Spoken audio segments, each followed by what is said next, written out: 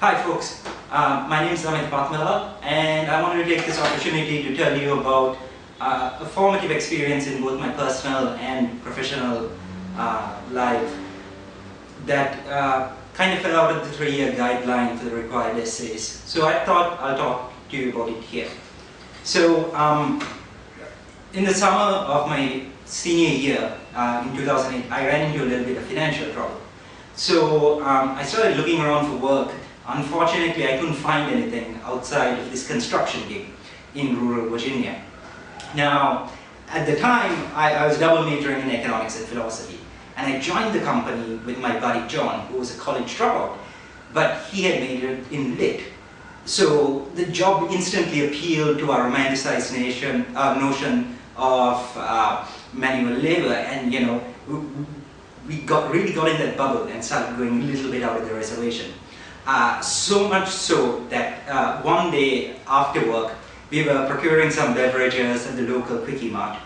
And the guy behind the counter was like, "Hey, you two guys, do you want to come into the front of the line and check out before everyone else?" And we were like, "Yeah, we'd love to do that." We walk up, we pay for our merchandise, and then off we go. And the second we go outside, we both react the same way. We were like, "Hey dude, did you see how they just kind of let us jump in line? This is how awesome we are. They really respect us because, we're manual labor guys, yeah." And in reality, what actually happened is that, there are certain unquantifiable aspects of working out in the 100-degree sun for around 9 hours a day. And the only thing awesome about us at that time was actually the unique smell that we were giving off. So this is how far off we got from reality. And we used to refer to this place time as the summer of innocence, and we still kid around about it like that. But that's how it was. And like all good, wonderful honeymoons, perhaps, it came to an abrupt end. And I can still remember the day quite clearly. I put on my little construction worker guy hat, and I was lugging my sledgehammer to work, which I had decided to call Charas. The reasons escaped me as to why I decided that my sledgehammer needed to have a name, but I did, and Charas and I were at the construction site, and this is the first day that we met the rest of the crew. And I was greeted by happy, smiling faces, really nice guys. The only problem was these guys were just about to break 7 feet, and I'm 5 foot something. I don't know if you need it for scale, but obviously I was worried. You can work smarter, you just can't beat a 100-pound differential. To top this off, I had decided at the time that since I was vertically challenged, I had to be horizontally superior.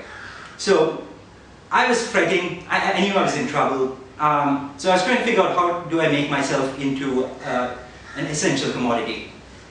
And like all great eureka moments, it happened by complete chance when my boss, Chad, at the time, asked me to go to the office and pick something up. And I walk in there and the whole thing is a mess. And then I know this is my chance. Having grown up in my dad's business ever since I was a kid, I had a pretty good idea on how to arrange an office into something that was operationally efficient. So I go up to Chad and I'm like, "Hey Chad, I'm going to do you a freebie by organizing your administrative and things." And now, ostensibly to pat my resume, of course. So I start clearing the place up, and I also start answering the phones. See, I had what you would call a different face and a very different voice from most of the people in Southern Virginia. So whenever I showed up for a site, and I'm like, "Oh, hi, I'm Damit," and they're like, "Oh, you're the guy from the phone." And nobody wants to sit there and chat about what work needs to be done, so the client would be like, "I already told you this, these are the other things you need to do." And one of the unintended side effects of this play was that whenever my boss called to see how work was going, my name came up more often than not. They were like, "Oh yeah, the little guy, he's been doing X, Y, and Z, great kid." And then, won't you know it, 2 weeks later, I think, I went from being affectionately called Mr. College to becoming the foreman. And that was like a huge breakthrough for me, but still, I was in a lot of trouble because I didn't have the expertise to successfully, beat any engagement. So what did I do then? I decided that whenever we enter a new situation, if I don't have the expertise to successfully beat it, I would pick the best person for the job and let them take point, even though I was the foreman. And that's one of the times I really learned the importance of proper team building and how to get the best outcome for everybody. And that happens when you're uniquely aware of your strengths and weaknesses.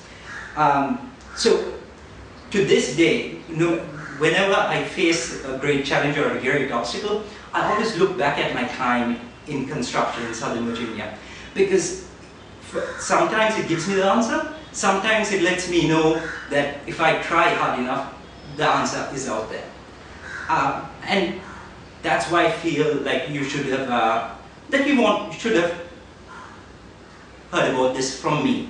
And that's why I picked the video essay format for this particular response. Because I think, you see it on paper and it gets lost.